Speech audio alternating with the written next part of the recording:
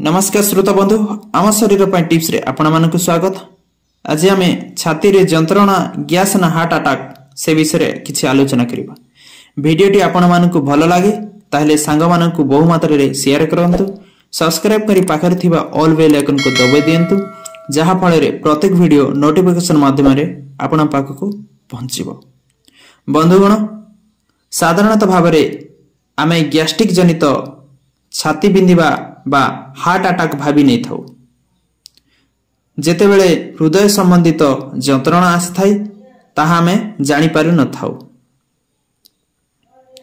हेले छाती रे जंत्रणा हेबा गैस ना हार्ट अटैक सह जड़ित समस्या से संपर्क रे आज आमे किछि आलोचना करिबा। हृदय संबंधित रोग दुई प्रकार यथा एंजाइन्स और हार्ट अटैक। एंजाइन जंत्रणा जेतेबेले होय थाए जेबे आमे ओजन जिनिस उठेबा बा सीढ़ी रे ऊपर तळ होई आसीबा एवं सोइला समय रे यह नियंत्रण होई जाय थाए। हार्ट अटैक जंत्रणा सेतेबेले होय थाए जेबे आमे हार्ट नळी संपूर्ण भाव रे काम करिबा बंद होई जाय थाए। यह विश्राम करिले मध्य ठीक होई न थाए। यह एपरि लागि थाए जे कि जेमिति आम प्राण पलै जीवो। यह जोगु एही सब स्थान रे जंत्रणा आसी थाए। यह छाती रु ऊपर बेक जाए कष्ट हो देई थाए एवं बाम कांदरु आरंभ होई बाम आंगुली जाय थाए और डाहाण कांदरु डाहाण आंगुली जाए यार जंत्रणा होई थाए। अनेक समय रे छाती रे आरंभ होई आपणक दुई कांदरे मध्य कष्ट होई थाए।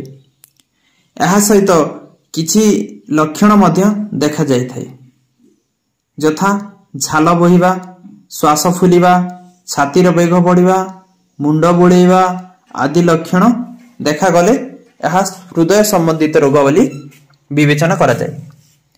जदि आपणकु डायबिटीज होई थाए बा आपण निशा द्रव्यर सेवन करूछंती, तेल जिनिस जंक्स फूड अधिक मात्रा रे खाउछंती, ए सब जोगु आपणकु हार्ट अटैक रो आसीबा संभावना रही थाए। आसंतो एबे जानिबा गैस्ट्रिक संबंधी जंत्रणा विषय रे। एहा द्वारा आपणकु छाती रो ऊपर भाग रे जलिबा भली लागि थाए, जेपरि कि आम खाद्य नली भितरे निया लागि जाइछि, किंतु यह पाटी जाई न थाए। यह अधिक परिमाण रे राग, तेल मसला युक्त खाद्य, लेंबू जूस, कमला जूस आदि खाइबा द्वारा आमको होई थाए। गैस्ट्रिक हेले आपणक पाटी बाटे खटा पानी बांती आसीबा परि लागि थाए, भोक न लागिबा, ओजन ह्रास हेबा आदि होई थाए। तेबे बंधुगण, एही सब लक्षण अनुभव करिबा परे आपण निजे चिन्हट करि पारिबे जे आपणकु गैस होइछि ना हार्ट अटैक संबंधी समस्या बाहरिछि।